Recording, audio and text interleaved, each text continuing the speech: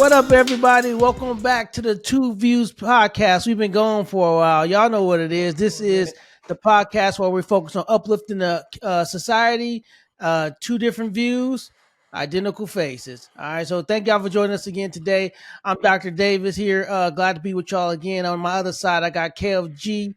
Ready to rock with us. Dan, I'm gonna let him introduce our guest we have today. Before I introduce my guest, I do want to say I'm the sexier of the two. So, same Man, if you face, don't get but your bebop and rock man. steady looking. All right, but no, today, man, we're gonna talk about a topic that's near and dear to me and Keith Hart. Because we're big football guys and we love college football. So we're gonna talk about a topic. We'll get to that what that's gonna be in a minute. But I want to introduce y'all to Coach Charles. He's the wide receiver coach over at the University of New Hampshire. Tell us say hi to the people, man. Say what's up. Now, first, I want to say thank you. Thanks to both of y'all having me on here. You guys do a tremendous job here, so I'm honored to be here. Coach Watkins, like you said, Kev, wide receiver coach, University of New Hampshire. I just started here. Literally got here at end of March, so hit the ground running. I'll say it was practice 6 or 7 when I got here, and was able to finish it off with 15 and got right into recruiting, and now we're about to head into fall camp. So, Nice. but yeah, I previously was before I got here, I was the running back coach at University of St. Thomas. Was there for 2 years. Last year we won the conference, the Pioneer Conference. That was my first D1 job. Prior to that, I was at Concordia, Chicago, defensive coordinator there for 2 years. COVID being one of those years. I was the DC and linebacker coach. Then I was the uh, corners coach, secondary coach. And then prior to that, I was a graduate assistant at Rutgers at the wide receiver position. So I play wide receiver. That's my passion. Played at Duke University, originally from Camden, New Jersey. So I'm glad to be back East Coast and back in the wide receiver room. Dude, he a dookie. And Now, now welcome. let y'all know how I met Coach Charles. We met through the Fellowship of Christian Athletes. Coach Charles running it over at University Concordia University of Chicago. That's how we got connected through the FCA. So we're gonna talk a little bit about faith. As y'all know, me and Keith don't shy away from our faith on here. We unapologetic. So of course we're gonna talk a little bit about faith and how that relates to this. But y'all know how we always start this off, man. Keith, lead Hey, real me quick in. before you start, before we lead you in, ain't y'all excited that in a little under 50 days it's a special holiday? Say what? 44 days, right? Is it 44? Yeah, it's the day of the first Michigan football game. Go blue! All right, all right, all right. So y'all We know how we just, start off. So let's go ahead and do this. Go ahead and do this. Now it's time for Kev G's top five, five, five. thanks Get for it? come on, all that extra you add on to the end, man. Just do the five and keep it moving, man. Here we go. So here we go. Today we're gonna go with since we got talking about a little about football today. We're gonna do top five wide receivers of all time. Top five wide receivers. Since Coach All Watkins right. was a wide receiver coach, play wide receiver. We're gonna do something a little in this wheelhouse. Man, me and Keith play defense. We know a little bit about offense though. So let's go. Top We five gonna wide re- guess. top five wide receivers of all time. Who want to go first though? I can go first if y'all want me to. Hey, set the tempo. Come on. Let me set the tempo. I'm telling y'all right now. I got a warning. Well, not a warning. What they call it, an asterisk or whatever they call it. My top one. Some of y'all ain't gonna really like it. I don't really care. It's my top one. Here we go. My number five, Michael Irvin, playmaker.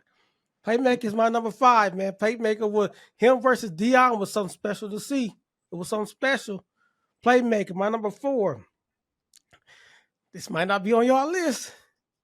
Marvin Harrison Sr. Marvin Harrison Sr. That boy was Ooh. him and Peyton. That was something special. Marvin Harrison Sr. Then I'm gonna go with number three. This might be a little blasphemy with him being that three, but I'm gonna say it anyway. Randy Moss. Randy Moss gonna be my three. He gonna be my three. Two. This is where it get hot, y'all. It's gonna get hot right here. Number two, Jerry Rice. Jerry Rice Okay. is my 2. My number 1 receiver of all time. I'm explaining to y'all why he's my number 1 compared to everybody else on my list. Terrell Owens is my number 1. Terrell Owens is Mm. my number 1. Here's why. Everybody else on my list had an A1 quarterback their entire career. Michael Irvin, Marvin Harrison. Well, Randy Moss really didn't. He was just a freak. But Jerry Rice had Joe Montana and Steve Young. The only top tier quarterback T.O. really ever played with was Steve Young. You had Donovan McNabb, but Donovan McNabb wasn't no Steve Young. He wasn't no Peyton Manning. Oh, he's a Pro Bowler. No, he won. He Pro won. Bowler. He won Oh, them though. he go to He the won. Hall of Fame. All He right, won them. man. He won them. He won them. T.O. Everything T.O. did, every game, everything he did on his own. T.O. did everything Somebody on been his own, man. partaking in He the was a devil's freak lettuce. of nature, man. That's my I top 5. I I'm gonna like go through it that again. list. I Michael like that Irvin, list. But Marvin Harrison Sr., Randy Moss, Jerry Rice, T.O. Okay. you left one guy name off the list. Yep, mine He too. got to Yep. be in top 5. So I'll give you mine. I'll start from the bottom too, right? So this probably gonna shock both of y'all. I already know.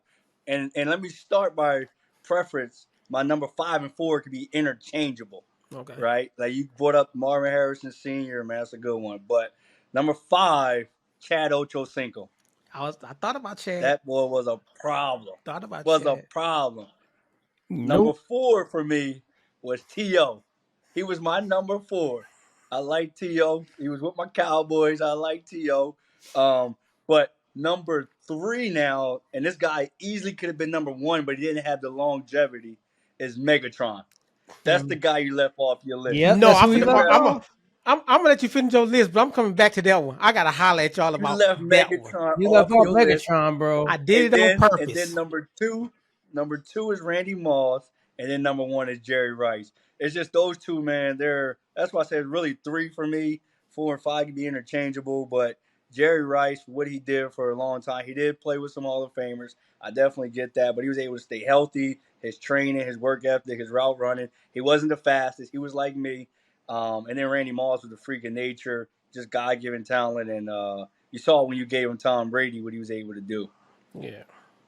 I can't. All right, Obviously, I'm you gonna gonna go, have. but Obviously, you gonna have Megatron on your list. We gonna come back to this Megatron thing. Oh, I'm go well. ahead, though. Let me get my 2 honorable mentions first. You had them honorable mentions. I had 2, and my 2 in actually in the order I'm gonna say them. So bottom up, I'm gonna go with Keyshawn John, and that's because I like Keyshawn. I'm gonna go I like Keyshawn. Keyshawn. I like This Keyshawn. honorable mention, Kevin. It's because I like Keyshawn. This ain't the stat. This because I like Keyshawn, and then Isaac Bruce.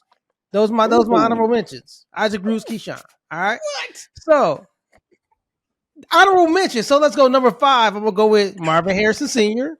I got your boy on there, Marvin Harrison Sr. I'm a Peyton Manning fan. So what them two was able to do together, I'm putting them. I'm always gonna put those two, Yeah, put him on that list. And Marvin Harrison Jr. be killing Michigan. So go ahead. You can tell. Oh, but he got don't didn't he lose? Oh yeah, yes, right. Uh, and then I'm gonna go with 4. 4, we got Megatron. Megatron's my number 4. I don't know how you didn't have Megatron, kid. And you talk about longevity, but if you see what he did in the amount of time he played in the league, man, Megatron number 4. Number 3 is T.O. And just this talk to you about he didn't have no stellar quarter, man. Miss me with that, man. T.O. He was the didn't. beast, but Exactly. That's why he was a beast. he had quarterbacks that can get him the ball. Come on, man. Come on.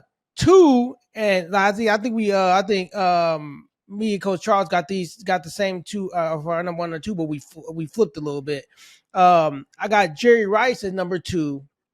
And everybody know I'm a Randy Moss fan. I put my boy Randy Moss and I play what I want as number 1. I put my boy Randy at number 1, man. Play when he wanna.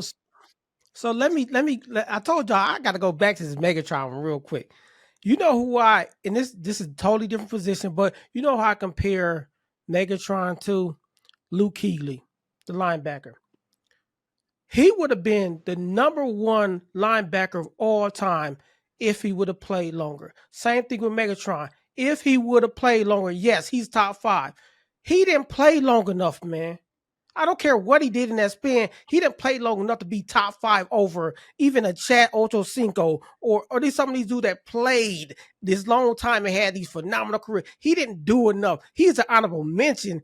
He is not a top 5. Not with him playing so short. He is not a top 5. Ochocinco ain't over Isaac Bruce. Why y'all skipping over Isaac Bruce? Because Isaac Bruce is the softest receiver in the history of football. The softest So check receiver. this out. Isaac Bruce, he wasn't even number 1 on his team. It was Exactly. Torrey Holt. Yeah, exactly. Torrey Holt. Isaac Bruce will catch the ball.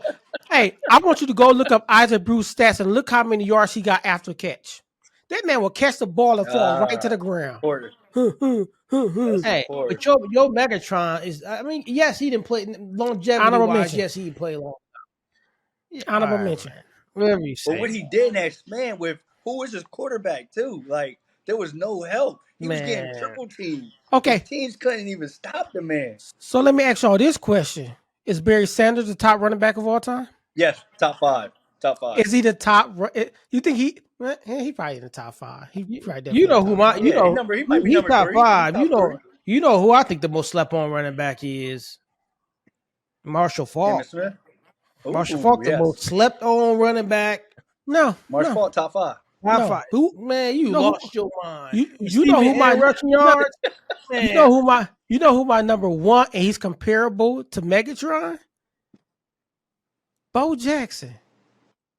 Man, if you don't get off this, man, hey, podcast over. Podcast over. Man, yo, number 1? Man, podcast over.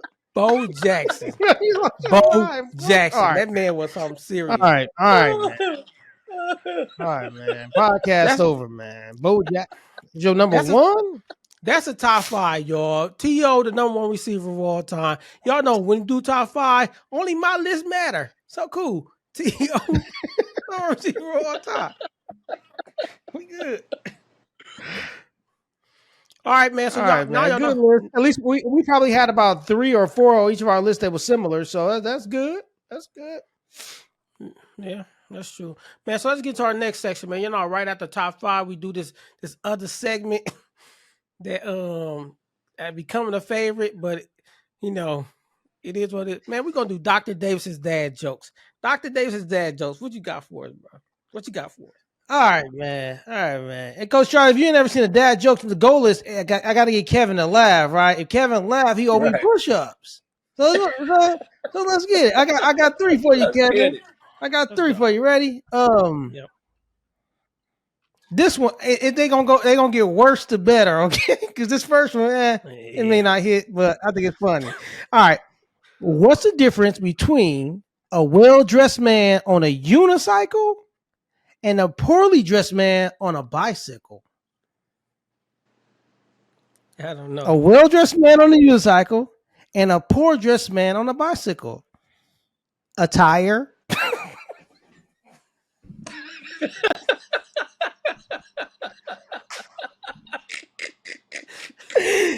Okay. All right. You got him. Okay. You ready? Here go another one. Did you hear about the Mexican magician who could turn invisible on the count of 3? He can turn invisible anytime on the count of 3, right? So we went to the magic show, right? He said uno, dos, and disappeared. He vanished without a trace.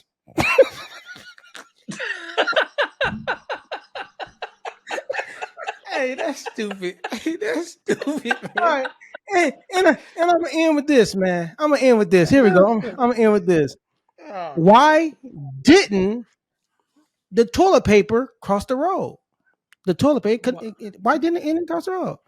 I don't know why, Keith. Because it was stuck in a crack.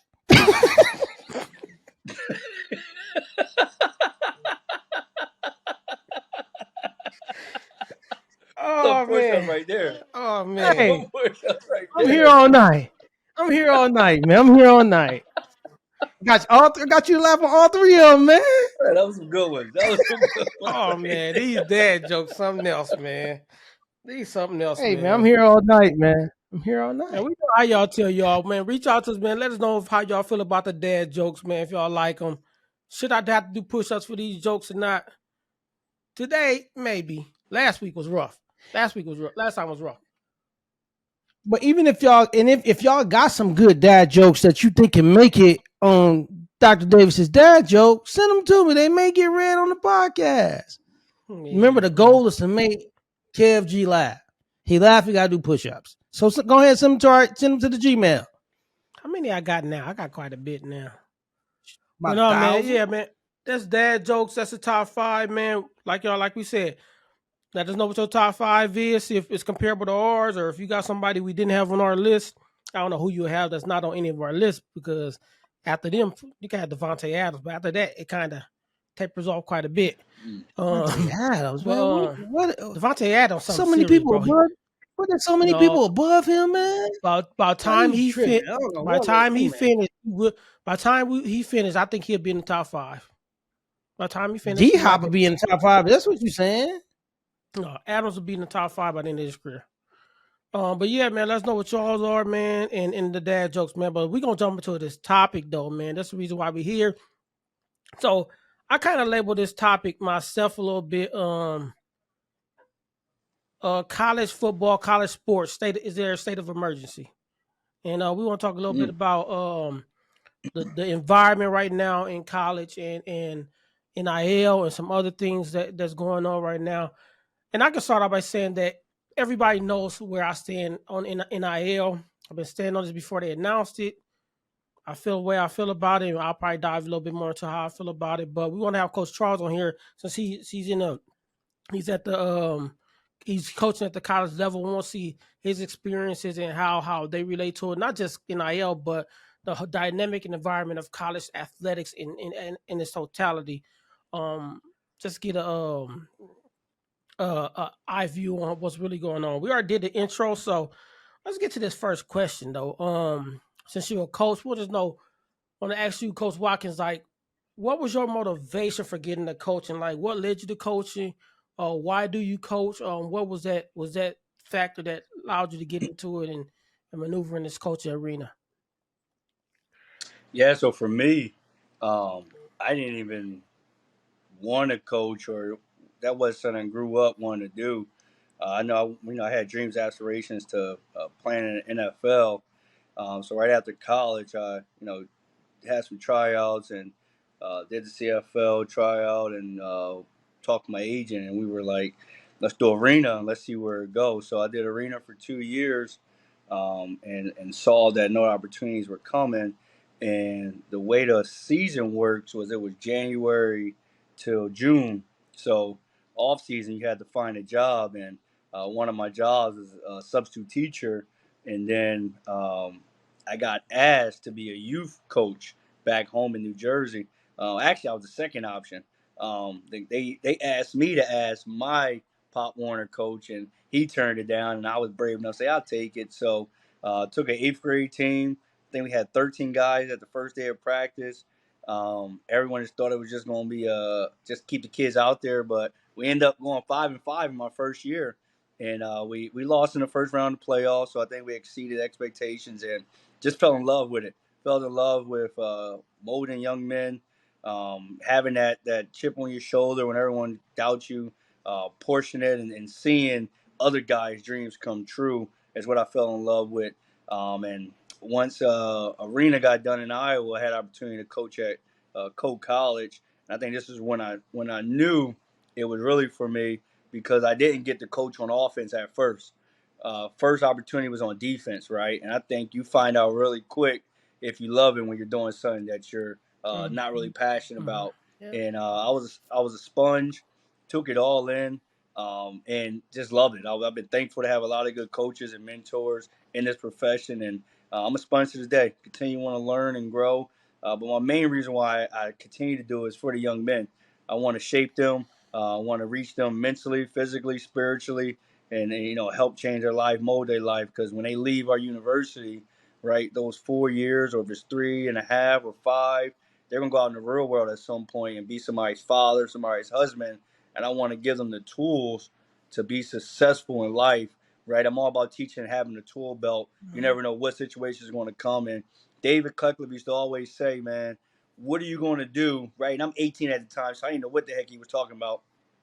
What are you going to do when your house burned down, your wife leaves you with the kids, right? And all he was just telling you about, that's adversity.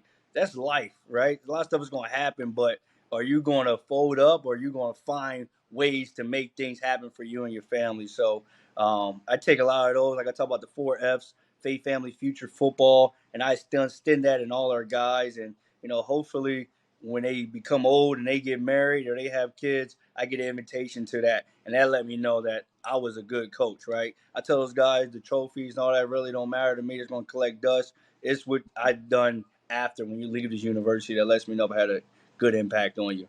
Yeah, and I don't know about you, but when I first got in coaching, I don't know about Keith either, but that aspect you're talking about of wanting to be there for the kid in all these areas, that wasn't my first thought, right? It was we finna win. We're gonna win all these games. Yep. But then when you get into it and you meet these kids and you get personal with them and you connect to their lives, then you're like, man, it's deeper. It's deeper than just winning, man. It's winning is just a byproduct of everything else you need to do for these young men. So I don't know if you had that experience. That's part of like it sounds like that's part of like your process going through starting coaching, but that's definitely how I was when I got into coaching. Yeah, it was for me. It was exactly the same. It was like, man, I'm about to go make the most elite linebacker, get this make this most unstoppable defense. But then it became more than football, man. It became way more than football. And like you say, you talk about that structure in where you put football in that pyramid, and it's true. You start off with football at the top of that pyramid, and it once you get into the true process of coaching and it really ingrains itself in you, it becomes more about raising great young men, whether they're going to be NFL football players, they're going to be um the next biomechanic, so bioengineer. So it's just, yes, then that's what it turned into passion of mine of just help growing the kids. And football was, like you said, became a winning became a byproduct of helping them grow. Absolutely. So yeah, man, let's get into the thick of it, man. Let's get to why So we here. Go ahead, yeah, Keith. Go ahead. Go ahead. Go ahead. yeah. So yeah, let's get to why we here. The state of college, the state of college football. Where do you think we're at, and where you think we're headed with everything you're seeing that's going on, Coach Watkins, with college football in the NIL stuff happening outside kids' lives? What do you think the state is of college football? Yeah, so I guess a little dive into that NIL. I'll start off by saying I am a fan of it. I wish it was around when I was playing, right? But I'll tell you, it's a lot of people don't realize how hard it is to get the NIL, and I think a lot of people are getting confused with the collections and with or if it's NIL, right? There's a very few kids. I think Dion touched on it that has the NIL deals, but I'm glad that that is in place for a lot of guys. My one concern is how do you differentiate what player gets what, and that's the issue I think that we're running into right now. Is if I'm a starter, do I get this? If I'm a backup, do I get that? What happens? You see a lot of kids now. They want release from the NIL and from the NLI. Is that because they're not getting their money? So that's the thing that we got to get better at, and I think you can model it after the NFL, right? I think Ryan Day touched on that about just the model of it's almost like free agency, and then you're paying these kids, and how do you cap it? Do you say this position and this you get this, right? So I think that's a good uh, example that we can follow, and it will never be the NFL, but there's some things that they do really well that I think we could bring to our game. Yeah, I agree with you on. I wish it was around when I played. Like, of course, everybody that played and didn't have to have it.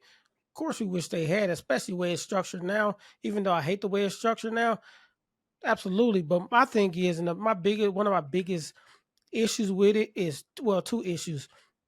What I think should happen is the first thing is I don't think if you're going to continue letting college sports be it's no longer amateurism, right? It's no longer now we're paying. Can you call it amateur sports? Not really, but I don't know if these kids, and this is my opinion. Everybody knows how I feel about it. I don't know if these kids should be getting paid. I don't think a kid should get paid more than their position coach in college. That's just my opinion. You shouldn't be getting more than your position coach. Like, because if I'm getting $1 million and you get paid 30, why do I gotta listen to you? Like, I think that it creates a dynamic that can throw things off. But I also think with the transfer portal, I think there needs to be some regulation on the transfer portal. If you got the NIL, you got to regulate both that and the transfer portal because transfer portal is so wide open now. It's like it's so easy to get into it. So kids can, if they want to, not as easy as we think they can, but they can go to another school and not say it's because NIL, but it could absolutely be because of NIL. So I think there needs to be regulation on both the NIL side as well as the transfer portal. If they can regulate both, I think you have something. And I always said this is my thing. I think they should just did a per diem. Like I think every kid should get the same amount on the team. That's just me. If you want to keep it amateurism, I think every kid should get the same amount. But I get why people don't feel that way. This is just my opinion. And I mean, well, go ahead, coach. I was gonna say what I think what it was designed for was for kids to make money off their name, Yeah. and it got away from that. Right? You were supposed to be able to sign autographs and take pictures and give money. Now it's become something different. What I think what it wasn't designed for. Right? But to your other point about the coaches, so do you feel the same about NFL then too? Like those That's a players good make more than point. that position coach. That's a good No, point. but this is the difference. We talking about a professional league and amateurism. That's two different levels, right? Because this when I say that NFL is a job. It's a job. Yep. College is not supposed to be a job. It's not supposed to be. Unless they want to make it there, then fine, Gotcha. whatever. But it's not a job. Gotcha. NFL is Yeah. a job. Yeah. What I noticed though, if you go into this as a coach, position coach, and you know your craft, the money don't matter. Like I don't, if my True. players make 3 times, 4 times more than me, like I'm going to coach you like I know this thing better than the Bible, right? I'm going to give you everything I got. I'm gonna coach you up because I know these kids want to be coached. They want to be taught. They want to come to work every day. They can tell if you're lying to them or not because everything's at the fingertips for them right now. So I think it for me, it makes you a professional in your position because you know that if you don't do it and this kid makes more money than you, then you feel inferior and then that ain't gonna go well. So it makes you become a better coach than anything. So you know most of this stuff when we talk about this, I'm gonna take the educational route, right? And I think I shared this on a previous podcast, maybe it was Jermaine's podcast. What I believe and I what I think is a great fix. I think because I will talk. I just one of my questions later about education and education of our college students. But I think personally, if you receive NIL money, I think if you forego your college scholarship, and I mean, let me give you my explanation by that. Because if you're making a millions, part of your college tuition, that part that can be for your college tuition, but on the flip side, that gives the school more scholarships gives them more scholarships to be able to pass out for the kids that wouldn't be able to accept that we can that can't afford college or that can benefit from those scholarships. So I just think there has to be some regulation. So this like it's for me, it's like you double dipping. You get NIL and you get like I just think you can use those scholarships in better in other athletes who are giving their all every day at practice, doing what they're supposed to do, but are still getting student loans or still having to pay out of pocket for school. And I think you create that balance. But one thing about the state of football, and I want to get y'all guys started on it, is NIL because we're going to this this is season 2 of NIL, 2 or 3 of NIL, 2. This will be 3. I don't know. So I here's can't the question remember. I have.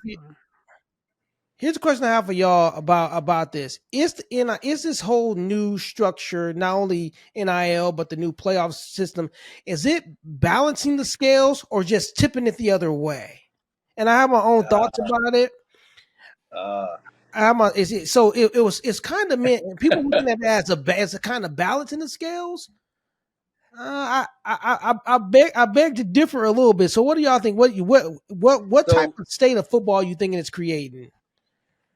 to go back to your earlier point with the scholarship, so I guess how many kids you think are making $1 million? Oh, not all of them. Not all of them. Like very few You making that much. know what I'm? So that's where I was like, not everyone's making $1 million.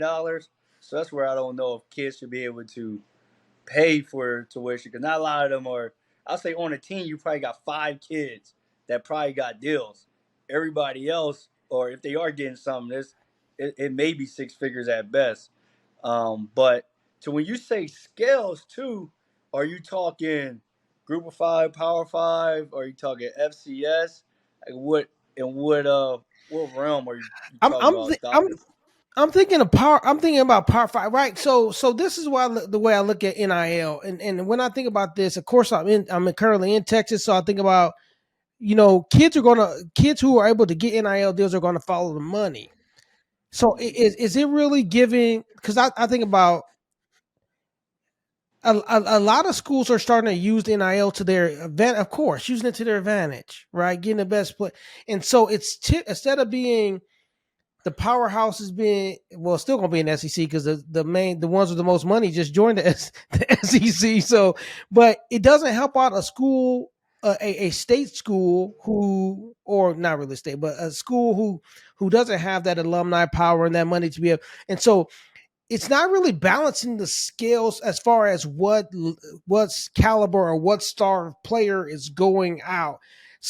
Most colleges are still not able to reach for those 5 stars because they can't offer that NIL deal that a Texas can offer. Um, so I don't think it's creating a balance of skills. I think it's tipping it even more personally.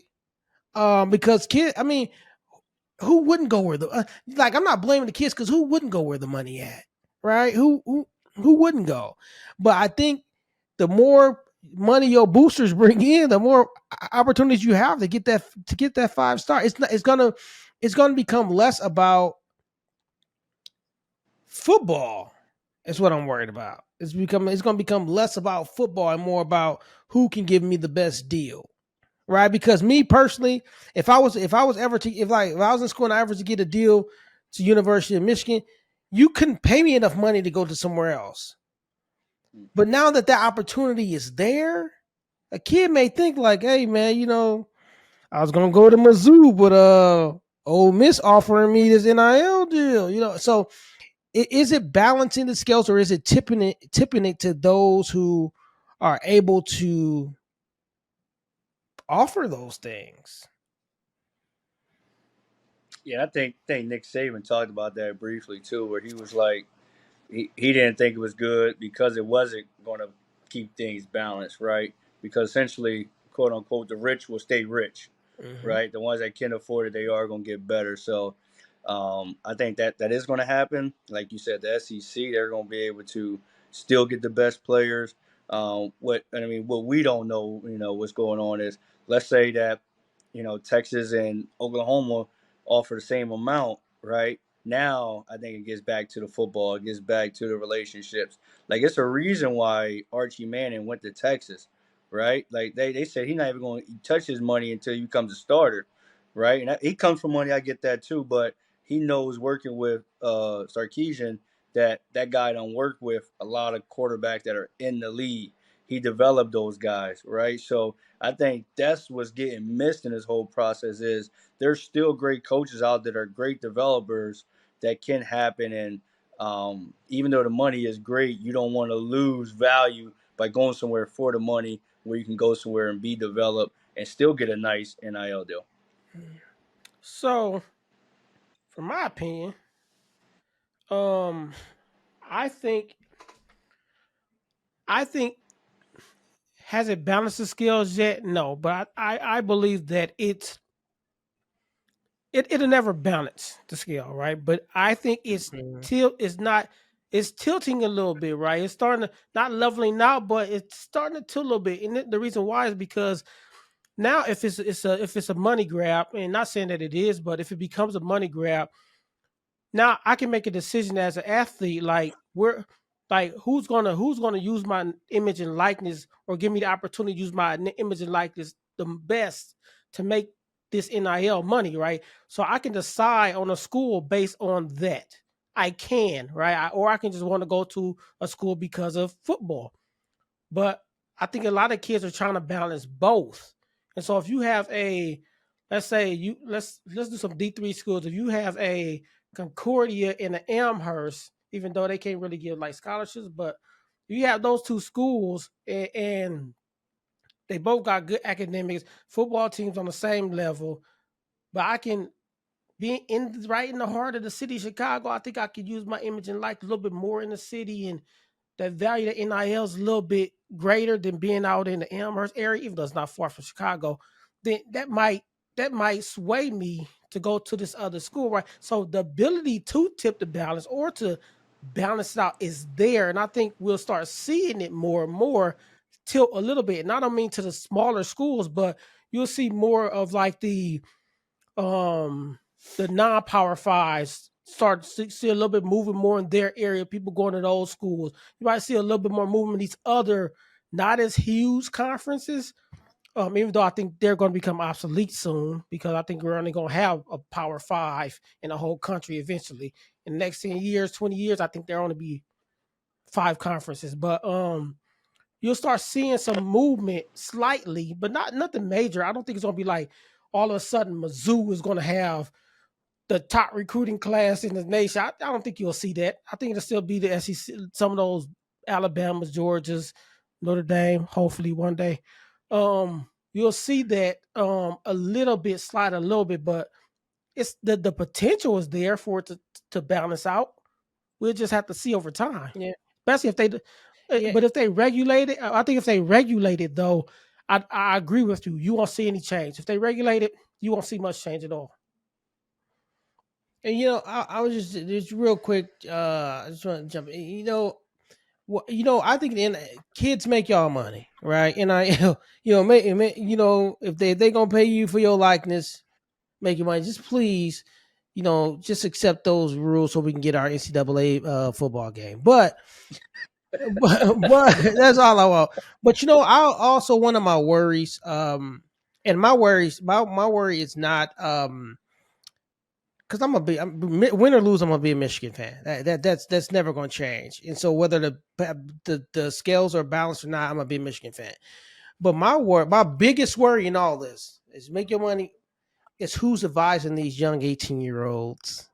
I'm worried about the inner city black and brown kids who are getting deals and who's advising them. I think that's a lot of money for an 18-year-old or 19-year-old to and that's why if there's some like there counseling around it, accounting around it, they gotta take some like accounting like I just worry about who's advising or actually who's those that are not being advised at all. Um that they're making good decisions. I think that's my only worry is that the kids that don't have that mentorship and people in their lives to be able to make the decision on what to do with this money, that they have somebody at the school that is helping them navigate having this money that they've never seen before. So I say get your money, but I just worry about who's advising some of the kids who don't have that support. So, Yeah, I got a catch of course Watkins on the same lines as NIL, but not really. Well, it's on the same lines as this. So you as a coach now, um, and you talked earlier about how your goal and your focus is to pour into these kids mentally, spiritually, and make sure they become better men. How do you navigate that now in this current environment? Like, have you had any issues where it was difficult to do, or have you stood firm in who you are and what you believe, and you've been able to navigate effectively with still teaching these kids life lessons important into them in a certain way to where I'm just pretty much has it affected you and your style of reaching your athletes? Gotcha. Yeah. So for me, it hasn't. Right. I think you touched on it was not wavering to what your core values are. Right. And I know in the recruiting process, we're going to find out everything about you, just like I want you to find everything about us, what we're about, what our program's about, what we're founded on.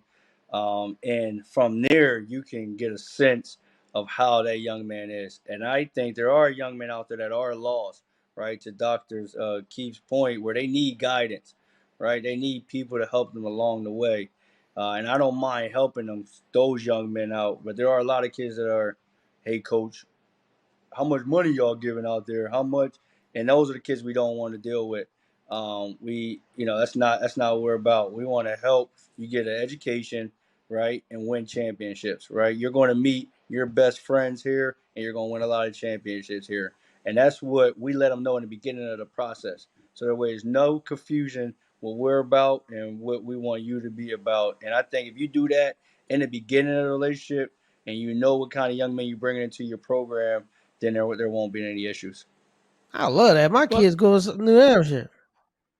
yeah, I love that. yeah. I love that answer. I mean, I love the answer because no matter how good my kid, I want them to understand that this isn't about what you.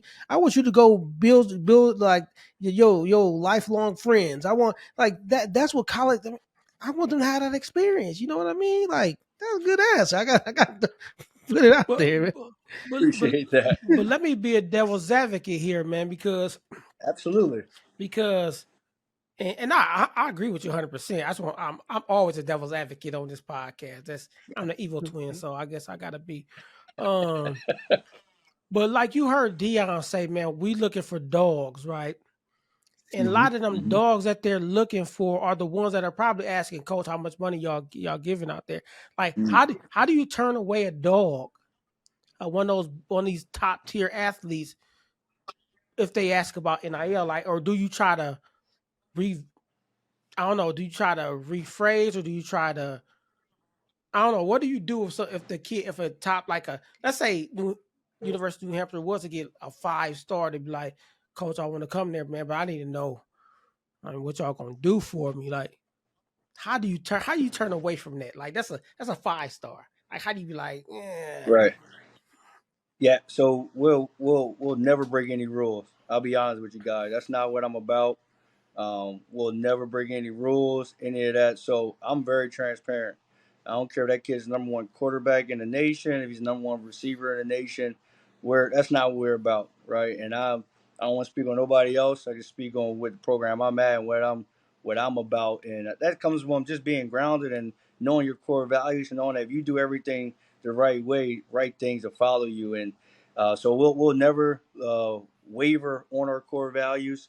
And I think if you keep that at the forefront, that you're not tempted, right? I think that's just all temptations. And I'm big on, hey, I'd rather lose with guys that want to do it the right way than guys that are just looking for a quick solution. Yeah, Yeah, but you no, know that's no, our way too, Kevin. We absolutely.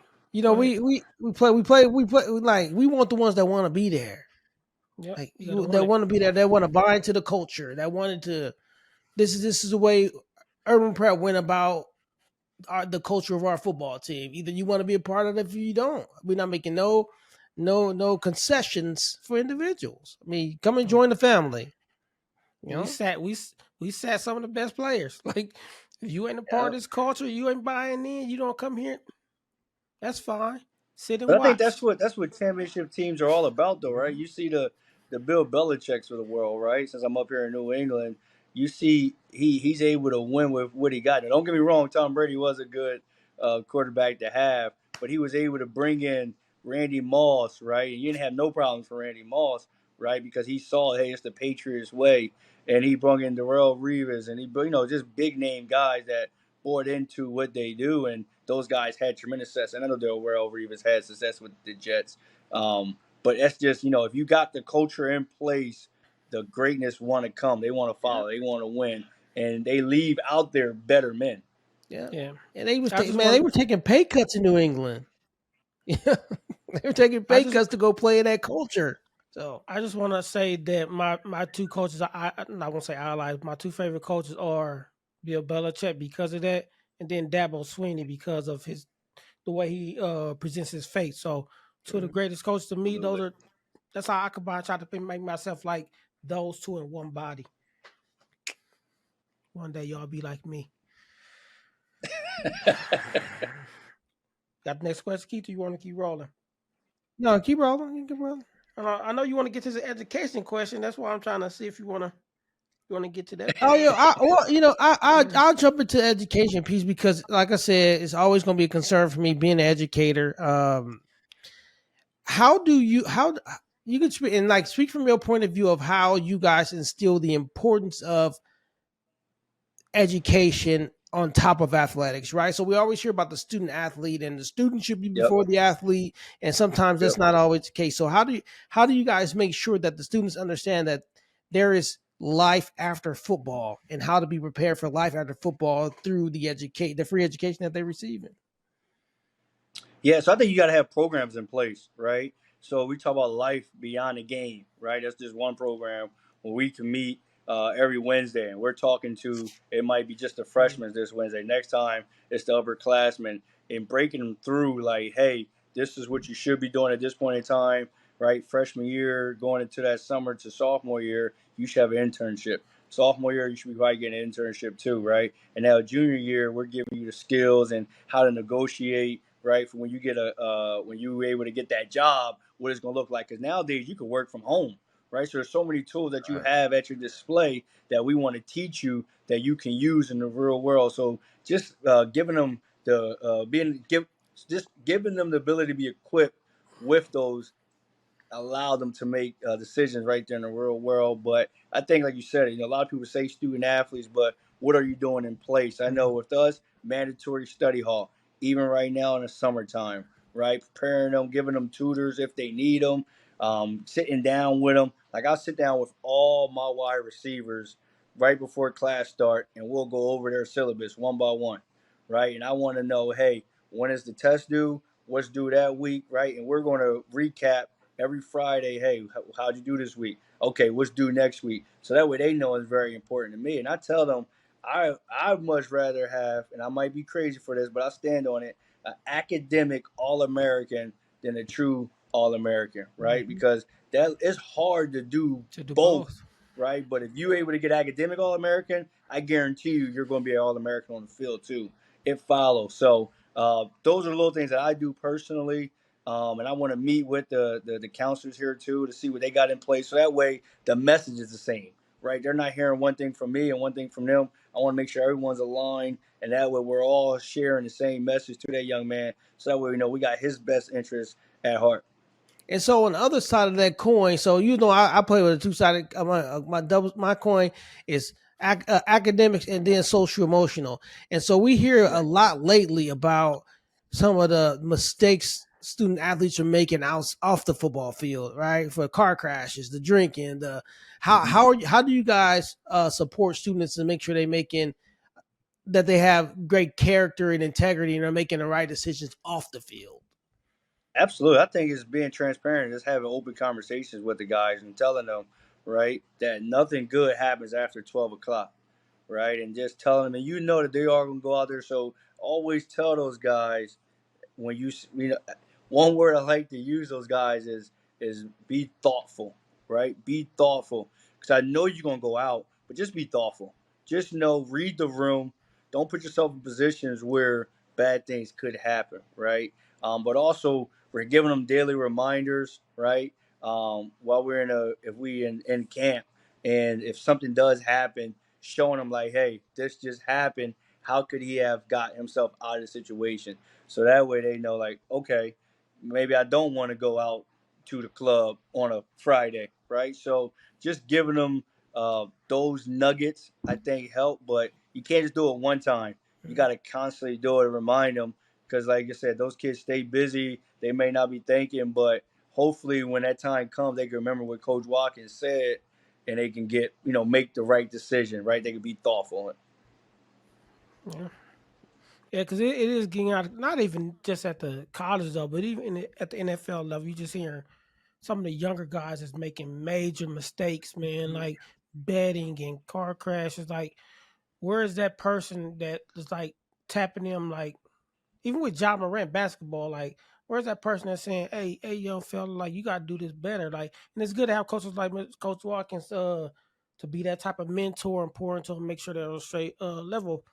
But with that, go And ahead. you got to let those guys know too that just because you make a mistake doesn't mean you're a failure. Hmm. You're a bad person, Exactly. Right. right? Like we're all going to fall short. We're all going to make mistakes, but it's all about how you respond and what do you do after you make a mistake. And that's what I always want to remind our guys. Like I'll never be upset with you if you make a mistake. Is how can we learn from this mistake, right? How can we use this mistake to help us now in our future? So that way we don't make this mistake. And I think that goes along with the kid too, because before I think kids were afraid to make mistakes, or if they did make a mistake, they didn't tell nobody, they didn't reach out for help, so they kept on making the same mistake. And I let them know nobody's perfect. I'm not perfect. We're all gonna make mistakes, but it's all about how do we rectify that mistake. Absolutely. So with that though, what advice do you have for kids that are going that, especially like whether they're transfers or freshmen that are going to college this fall or going to play sports this fall in college? Like, do you have any advice for those kids that are making that transition? Yeah. So advice on the field or just advice socially? Or any? However you Yeah. want to So go, I was life. Yeah, I would say first in the field, right, is be a sponge. Take it all in and maximize your reps, right? If you're a transfer or a freshman, you're probably not gonna get that many reps. But those 3 to 4 reps that you'll get on each period, if those are great, they're going to add one. Then it's going double. The next thing you know, if you're giving everything you got, you probably went from 3 to 2 before it's over, before the second scrimmage, you fighting for the starting. But if you go in there, complain about your reps, go meet with the coaches, and don't find ways to get better, you're only hurting yourself. And Mhm. now you're going to go to that next school and it's going to repeat, right? It's going to become repetitive. So I think if young kids go out there with the right mindset, knowing that, hey, I'm doing it for one reason, right? I'm doing it to please God, right? And no matter what everyone else say, I know if I can sleep at night knowing I gave it my all, then that's what truly matters, right? Regardless if I'm third or second string, I think that's the right mindset to go. And then I think socially, I think kids they're going to be in college. I think you just got to select the right friends that's going to push you, right? Eric Thomas talked about: are you hanging around the 5% or the five, or are you hanging around tens? Right? The fives are going to always tell you, yeah, you're right. But the tens are going to motivate you. They're going to challenge you to think differently. They're going to challenge you to always do the right thing. So just making sure you're coming around the right group of guys when you get there. And I think that's going to help solidify your next however many years you got left. Nice.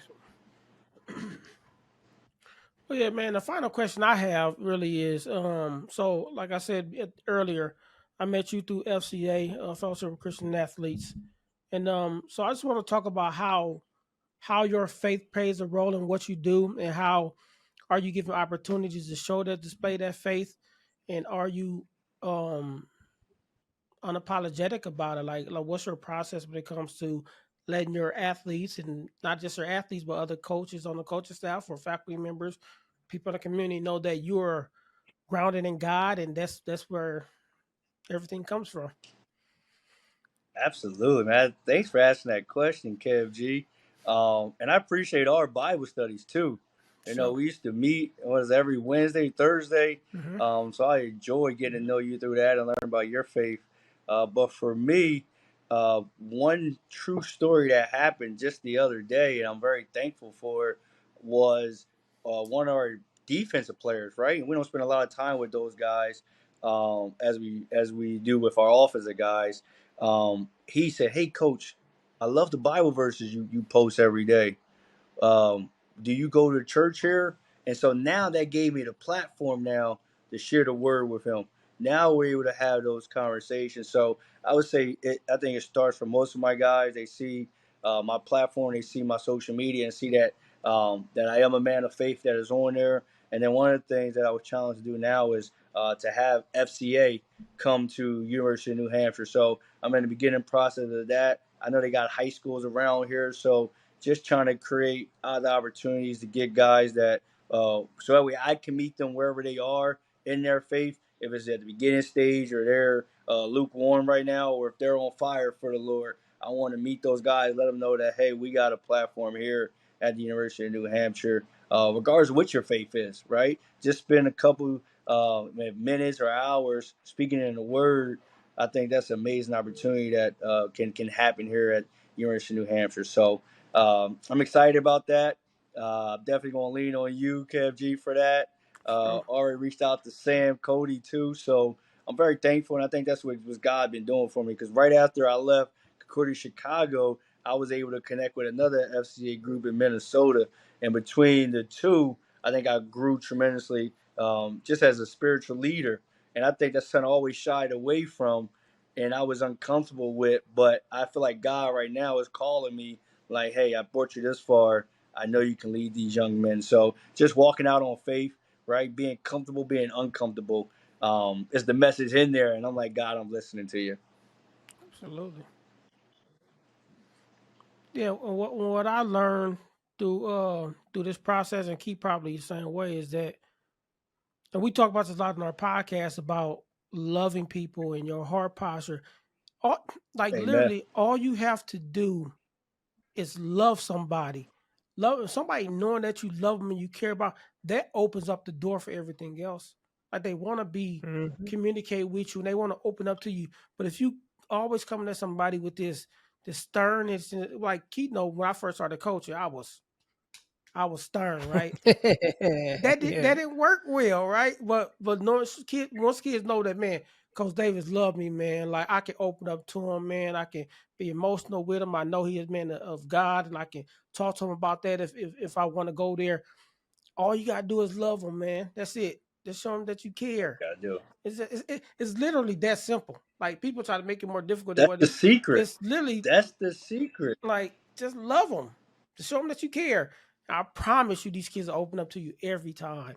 Every time. Cause they gonna know why you. They gonna know why you like that. They gonna know, Mhm. Coach, why you so easy going? Why you gotta always got a smile on your face? And I love those questions because now I'm like, okay, sit down, let's talk. Yeah, Right? So now that's my opportunity to share the word with them, to share like, man, I wasn't always like this. Let me tell you how I got here, right? So now I'm able to, preach to them. But I was very uncomfortable with that in the beginning, though, right? Because you're always afraid of being judged, and But I'm like, no, I'm on fire for the Lord, and He's done so many things in my life that I got to give back, and I gotta be this person that He's calling me to be, and no more me, right? I'm doing it for Him. That's why I love when He takes over, right? When He takes over the Spirit, and I'm like, wow, like I know it wasn't me in those moments. I'm like, I know it's not me, so I'm thankful for those opportunities. But absolutely. and that also that can be your balance to NIL, Kev, too, is your heart posture, right? As a coach, as a staff, as a culture of your school, um, kids coming in saying, "Man, I love this. I want to be a part of this culture." And I'm getting NIL. It's like how do and I think that's what New Hampshire is kind of honing in on. Is is is that here's our culture. You can come be a part of that. Let that be the foundation. Everything else, the NIL and all the rest that is on top. Like that. Mm-hmm. But we want you here for this. This this is Amen. this is what makes us who we are, and I think that's what Coach Saban was getting at. We want you to come to Alabama because this is out. This our we have a culture of growing and winning and supporting and so that NIL stuff will come with it if you can get that. But this is why we want you here, and so that comes down to what type of heart where's your heart at when you're doing that recruiting, right? Is your heart is to bring a young man to help them develop and grow here and on the Mm. field, the whole person, or is it we just you're expendable, you're Jersey, right? You're Jersey, you're talented Jersey, come in. And so I think that's your balance to NIL. That's your balance is how are you selling the culture and the culture of your university to where kids like That's where I want to go. Hey Doc, I need to hire you, man. You gotta be our spokesperson, Doc. You got me ready to go. Appreciate it. but I hate to say this though, and I 100% agree with your guys 1,000%, and that's how it should be, and that's how everything should be. I know we finna end this, but you know how hard that is to do when you have Yeah, boosters and yeah, administration and yeah, everybody like, yeah, we need to win, yeah. we need to get this do like Mm. it's for the I coaches get that it. do think that way. It's hard, man. It's a hard task. Wish all coaches thought that way, but you compete against more than just you compete for your job. Like if you don't do well, you lose your job. So, Hmm. but if you're like Yeah. but if you coach that pure in heart and you believe in what you stand for and your faith is on the line and you believe this, it's just a job, man. As long as these kids doing great in their life and they doing all right, it's a job, man. And Like that was exactly what's gonna be my point to you, Kev, was that if if I'm a head coach and I know that I led this program the right way and we done everything the right way and we don't win, right, and I get fired, I can sleep at night. Yeah. It's the opposite of when I'm not true to who I am and we yeah, have some success. And then now I'm like, man, now it's going to get worse. And then that's when all the stuff happens right away, right? That's when you think you're on top. That's when God reveals everything to you. And I think that's the worst. But if you do everything the right way and you get fired, God's using that to get you somewhere greater, to get to another spot that's going to appreciate you, and eventually it's going to turn out. I think you brought up Dabo. I think he showed that, right, that great run that he had. I think Clips is going to be back. I think they had some new staff turnover, changes happens, but I know that guy's doing it the right way. Yeah. And yeah, you live by my saying. I live by a saying. My saying, like when I do, even in the educational world, when I make a decision that I know is for the best interest of kids, I say the worst they can do is fire me. It's the worst you can do. If I'm doing the right thing by kids and making sure they're going to grow and become exceptional individuals and have the academic and the social emotional development to become great, the worst you can do is fire me. The worst you can do. and So, I just like want you to make said, Kev, a lot of people don't think that way. yeah, I just want to make my final statement say saving a soul is way more important than winning a championship. Amen. I mean, Mhm. it's that simple. Saving a soul is way more important. Making sure that those kids are stand up guys, women, Yep. way more important than winning the championship. Now we like to win championships, but Right. We like to win, but that ain't. All right, man. Coach Watkins, thank you for being on here, man. Appreciate it. There's some good stuff right here, people. Some good stuff here. So it's not. I know we talked a lot about football, but man, it's a lot of life stuff in what we talked about today, mhm. man. Hopefully y'all get something out of it, and y'all want to follow Coach. What's your Twitter? Still people want to follow you on Twitter. What's your Twitter handle? Absolutely. So it's Coach Watkins UNH. So Coach Watkins UNH. But I appreciate you guys for having me on. Man, you guys are awesome. I love the love that you have for each other. It's great to see. And man, next time let me know. Next time we all want to do this or anything you want to talk about, I'm always here, Kev. You got my number, man. So I appreciate you and everything you guys are doing. Blessings to you guys. Appreciate it. Appreciate it. Yeah, we definitely gonna go down that spiritual realm a little bit different. We haven't really did done anything really spiritual yet, but I think eventually we might wanna Yeah. go down that route. If we do, we'll definitely think of you and bring you into that aspect of it. Anything for you, Doc? Nope. That's it. Man, y'all Go know what it blue. is, man. Come on, man. Hey, week 0, Irish gonna be in Ireland. Beat Navy. Beat Navy, baby. Week 0. You, you All going to the right. game? I wish. That ticket probably they sold that stadium out. They said it's literally gonna be the largest group of Americans traveling to Ireland in history. Wow. To watch a Notre Dame game, they done Yes, wasted their money. they won. Hey, they want to go see the national champions do their thing because that's what we're gonna be this year. You Man, heard you it better here go first. sightseeing.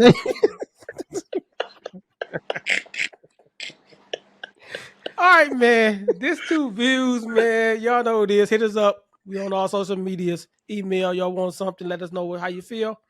TuVues podcast. We out of here. Yeah.